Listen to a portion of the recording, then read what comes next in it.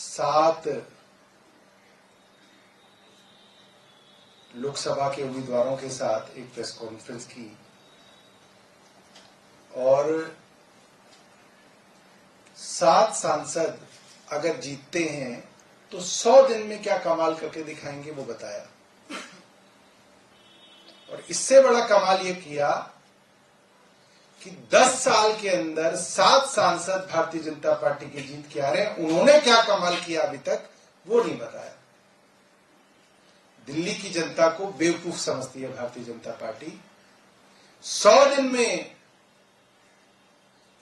चांद को दिल्ली में लाएंगे भारतीय जनता पार्टी के सांसद, मगर 10 साल में क्या किया ये नहीं बता रहे। मैं आज आम आदमी पार्टी की तरफ से 7 सवाल भारतीय जनता पार्टी के लिए लाया हूं कि दिल्ली में वैसे तो रोज ही कोई ना कोई जरूरत सांसदों की रहती है, मगर जब सबसे ज्यादा दिल्ली में सांसदों की जरूरत पड़ी तो दिल्ली के भारतीय जनता पार्टी के 7 सांसद पिछले 10 साल से कहां थे ये वो दिल्ली वाले को बताएं। सबसे पहला,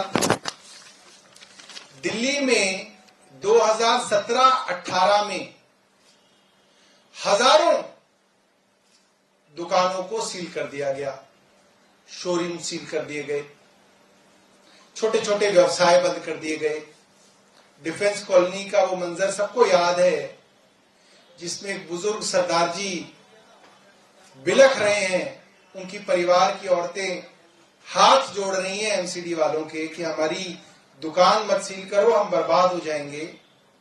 मगर उसके बावजूद भारतीय जनता पार्टी शासित एमसीडी और भारतीय जनता पार्टी शासित डीडीए ने मिलके दिल्ली के अंदर लाखों लोगों को बेरोजगार कर दिया और हजारों दुकानों को सील कर दिया। चाहे वो डिफेंस कॉलोनी हो, चाहे वो ग्रेटर क्लास 1 हो, चाहे वो ग्रेटर क्लास 2 हो, चाहे वो साउथ एक्स हो, चाहे वो राजेंद्र नगर हो, हर जगह सीलिंग का कहर बरपा। मैं जानना चाहूंगा भारतीय जनता पार्टी के 7 सांसदों ने क्या किया वो दिल्ली वालों को बताएं। दिल्ली के अंदर पिछले कुछ दिनों से तो खास तौर पे जगह जगह गरीब लोगों को उजाड़ने का काम चल रहा है। सबसे ज्यादा डिमोलिशन डीडीए कर रहा है और एलएनडीओ कर रहा है, रेलवे कर रहा है, एएसआई ने किया। पिछले 1.5 सालों में करीब 3 लाख लोगों को बेघर किया। मुझे बताइए, एक सांसद इनमें से कभी बिल्डोजर के सामने खड़ा हुआ हो तो हम जानना चाहते हैं भारतीय जनता पार्टी से कि दिल्ली के गरीबों के लिए भारतीय जनता पार्टी ने क्या किया। क्या कभी आए जहां डिमोलिशन हो रहा था? हमारे विधायक पहुंचे, हमारे विधायक लड़े, ये लोग नहीं पहुंचे क्योंकि बिल्डोजर डीडीए के हैं, एलएनडीओ के हैं, एएसआई के हैं। हमारे विदुड़ी जी तो तुगलकाबाद से ही आते हैं। तुगलकाबाद के पड़ोस में बदरपुर है उनका एरिया। तुगलकाबाद में 2.5 लाख लोगों को बेघर कर दिया। क्या किया विदुड़ी जी ने? कब उठाई उनकी आवाज बताएं।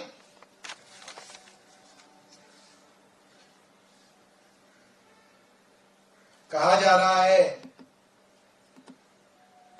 ट्रैफिक को अब सुधारा जाएगा। 10 साल से भारतीय जनता पार्टी की केंद्र सरकार के पास ट्रैफिक पुलिस आती है। अब तक आपने क्या किया आप बताइए? कोई काम नहीं। अगला सवाल, पुलिस जो सबसे पहला और सबसे जरूरी काम है केंद्र सरकार का, दिल्ली पुलिस, आज दिल्ली के अंदर यह हालत हो गई है कि नए साल के दिन कंझावला में एक लड़की को नग्न अवस्था में 20 किलोमीटर तक एक गाड़ी घसीटती है और पुलिस के डीसीपी कहते नहीं गाड़ी वालों को तो पता ही नहीं था कि लड़की नीचे फंसी हुई है।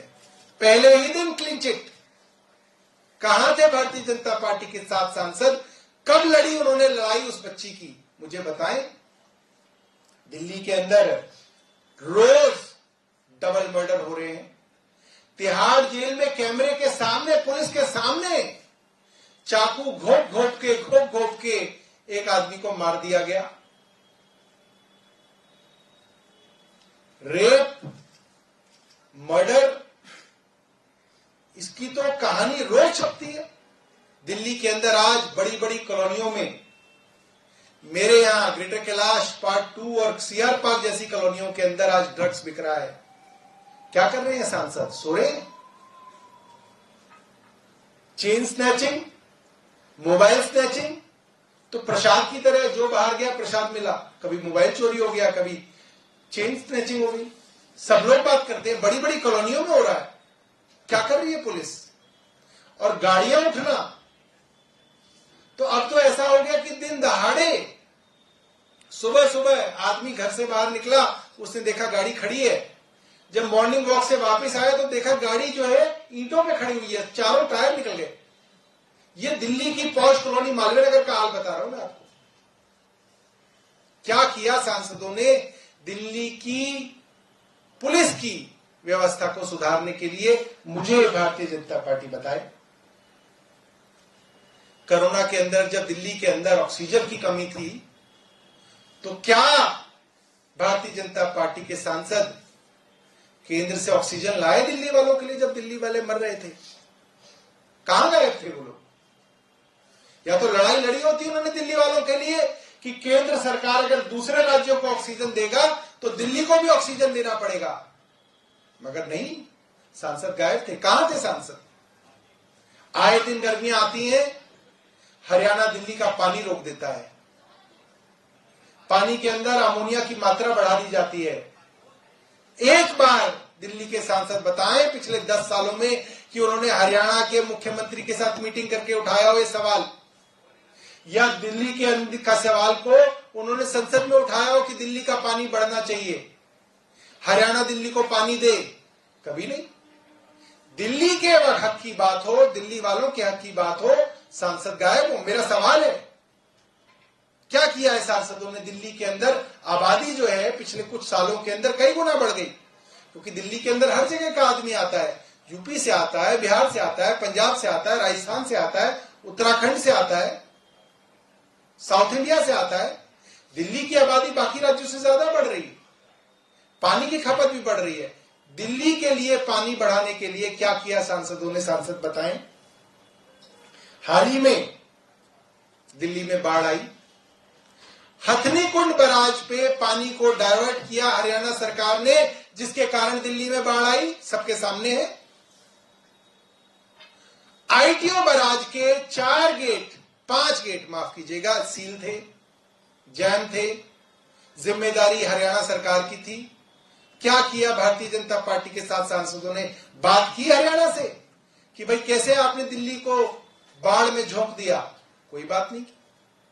कभी दिल्ली वालों के हक के लिए खड़े हो? कभी नहीं खड़े हुए। तो मेरा भारतीय जनता पार्टी से, अपनी पार्टी की तरफ से सवाल है कि वो बताएं कि पिछले 10 सालों में उनके 7 सांसद दिल्ली वालों ने 2 बार चुन के भेजे हैं, अब तक उन्होंने क्या किया 10 साल में, वो पहले दिल्ली वालों को बताएं। उसका व्हाइट पेपर दिल्ली वालों के आगे रखें कि ये काम हमने किया था, तो वोट मांगे। ये गोल मोल बात करके वोट मांगना गलत है, गुमराह करना बंद करें। कोई आपके पास सवाल है तो आप पूछिए। दूसरे मुद्दे हैं, कई जैसे सत्येंद्र जैन के मनोज याचिका खारिज हो गई, बीजेपी उससे लेकर सवाल उठा रही है कि लोग कहते हैं कि सत्येंद्र जैन को पद्मभूषण देना चाहिए, लेकिन कोर्ट जमानत नहीं दे रहा है। देखिए, ये बात सबको समझ में आ चुकी है अब हिंदुस्तान के अंदर। पीएमएलए नाम का काला कानून, जिसको बनाया गया था ड्रग नेटवर्क्स के लिए, माफियाओं के लिए, ऑर्गेनाइज्ड टेररिस्ट एक्टिविटीज के लिए, और उस कानून के अंदर राजनीतिक दुश्मनों को जेल में सड़ाया जा रहा है। उस कानून में प्रावधान ही नहीं है बिल के, क्या होगा? और कथित जल बोर्ड घोटाले में समन किया गया दिल्ली के मुख्यमंत्री अरविंद केजरीवाल जी को, आज पहुंचना था उनको, पेश नहीं हुए, कहा गैर कानूनी है। क्या है ये मामला? आप तो जल बोर्ड में रहे हैं, मंत्रालय आपके पास थे, कुछ जानकारी देंगे? देखिए, मामला जल से संबंधित है, तो जल से संबंधित एक बात बता दूं। एक स्कैम हुआ था, water scam, north east India के असम में हुआ था। भारतीय जनता पार्टी ने 6 महीने तक बुकलेट बांटी दिया, water scam, water scam, water scam, water scam, और कहते थे कि हेमंत बिस्व शर्मा ने इसके अंदर पैसे खाए हैं। भारतीय जनता पार्टी कहती थी। ईडी सीबीआई की भी बात की जाती थी। फिर वो वाटर स्कैम के तथाकथित आरोपी भारतीय जनता पार्टी में आ गए और आज भारतीय जनता पार्टी के मुख्यमंत्री हैं असम के। तो ये तो भारतीय जनता पार्टी की विश्वसनीयता है, और ये उन एजेंसीज की विश्वसनीयता है कि किसी के ऊपर भी स्कैम लगा दो, अखबारों में, टीवी में चला दो, और उस पर दबाव बनाया जाए कि अगर भारतीय जनता पार्टी में आ जाए तो सारे स्कैम खत्म। अब तो खुल्लम खुल्ला है, अब तो कोई शर्म लिहाज वाली बात ही नहीं है, अब तो खुला खेल है। और कोई सवाल? सर, सीसीआई ने कई सीट से होम सेक्रेटरी बदले, पश्चिम बंगाल की डीजीपी को भी बदला गया है। चुनाव सर की होता है, ऐसे में इस तरह के एक्शन पर किस तरह? देखिए, चुनाव आयोग की विश्वसनीयता इतनी खराब है कि मुझे नहीं लगता कि उनकी किसी बात पे मैं बहुत सीरियस अपने दिमाग पे जोर डालूं कि उन्होंने क्या पब्लिक इंटरेस्ट के लिए कुछ किया होगा। जाहिर सी बात है, कोई भारतीय जनता पार्टी से संबंधित कोई मामला होगा, भारतीय जनता पार्टी की मदद की कोई कोशिश होगी, उसके लिए चुनाव आयोग अक्सर इस तरीके की चीजें करता है। और आप देखोगे आने वाले चुनाव में भी भारतीय जनता पार्टी के प्रति चुनाव आयोग की सहानुभूति साफ दिखेगी। अपोजिशन पार्टीज के प्रति उनका रवैया सख्त दिखेगा, और उसका मूल कारण ये है, चुनाव आयोग चुनने वाली जो कमेटी है वो अब सरकारी कमेटी है। सरकार जिसको चाहेगी उसको चुनाव आयुक्त और मुख्य चुनाव आयुक्त बनाएगी। तो सरकार अपनी कन्वीनियंस के हिसाब से उन अफसरों को चुनाव आयुक्त बनाती है जो उसके ध्यान रखें। तो ये तो अब एक दुर्भाग्यपूर्ण बात है। अब वो बात गए, टीएन सेशन साहब के जमाने चले गए, जब चुनाव आयोग ने कुछ किया हो और उसके ऊपर हम सोचें कि भाई ये क्यों किया, क्या किया। शक्ति शब्द को लेकर बहुत राजनीतिक गरमाई हुई है। राहुल गांधी ने स्पष्टीकरण भी जारी किया है कि मेरी बातें भी इनको अच्छी नहीं लगती और उनको घुमाकर उनका अर्थ निकाला जाता है, जबकि वो शक्ति का अर्थ बता रहे थे कि भारत की संस्थाएं जो हैं, सीबीआई, ईडी और चुनाव आयोग और भारत के उद्योग जगत, इसके प्रति उनका इशारा। 2014 का चुनाव, 2019 का चुनाव और अब 2024 का चुनाव, ये तीनों चुनावों के अंदर एक पैटर्न नजर आता है कि भारतीय जनता पार्टी और प्रधानमंत्री जी मुख्य मुद्दों पे बात ना करके कोई इस तरीके का ऊटपटांग मामला लाते हैं और उस पर पूरा का पूरा चुनाव खड़ा करने की कोशिश करते हैं। मेरा मानना यह है, चुनाव का मुद्दा होना चाहिए युवाओं की बेरोजगारी, देश में बढ़ती हुई महंगाई, देश में बढ़ती हुई भूखमरी। हमारे युवा साथी बिना नौकरी के आज घूम रहे हैं। महंगाई के हालात ऐसे हैं कि अब लोगों ने इस पर चर्चा करनी बंद कर दी है। लोगों की आवाज दबाई जा रही है, सवाल पूछने वालों को जेल भेजा जा रहा है, पूरी अपोजिशन को खत्म करने की कोशिश की जा रही है। सारे इंस्टीट्यूशंस कॉम्प्रोमाइज्ड हैं। इलेक्टोरल बॉन्ड में साफ दिख रहा है कि जिसके ऊपर छापा पड़ता है वो इलेक्टोरल बॉन्ड खरीदता है, जिसको बड़ा सरकार से ठेका मिलता है वो इलेक्टोरल बॉन्ड खरीदता है। इलेक्टोरल बॉन्ड की सच्चाई को छुपाने के लिए स्टेट बैंक ऑफ इंडिया और इलेक्शन कमीशन सुप्रीम कोर्ट के आगे जिस तरह से बेराबरू हुए, मुझे लगता है कि इनसे बड़े मुद्दे देश को जो है और नहीं चाहिए। ये बहुत बड़े बड़े मुद्दे हैं, इन्हीं मुद्दों पे जो है देश को फैसला करना चाहिए। सौरभ, दिल्ली में कांग्रेस ने अभी तक उम्मीदवारों की घोषणा नहीं की, आपको लगता है कि देरी हो रही है और इससे नुकसान हुआ ग्राउंड पे? नहीं, वो अपना सोच समझ के देंगे, उसमें क्या है। अभी तो बीजेपी ने भी तो अभी तो दिए, बीजेपी के देते ही देरी शुरू हो गई, तब तक विचार विमर्श था। आपने भी तो कर दिया ऐलान, आपको लगता कोई है बात, एक साथ प्रचार शुरू होना चाहिए? कोई दिक्कत नहीं है। हमारे जो इंडिया के लोग हैं वो उनकी सीटों पे प्रचार कर रहे हैं। जो भी कैंडिडेट आएगा उसके लिए मजबूती से लड़ेंगे। ये लड़वा रहे हैं।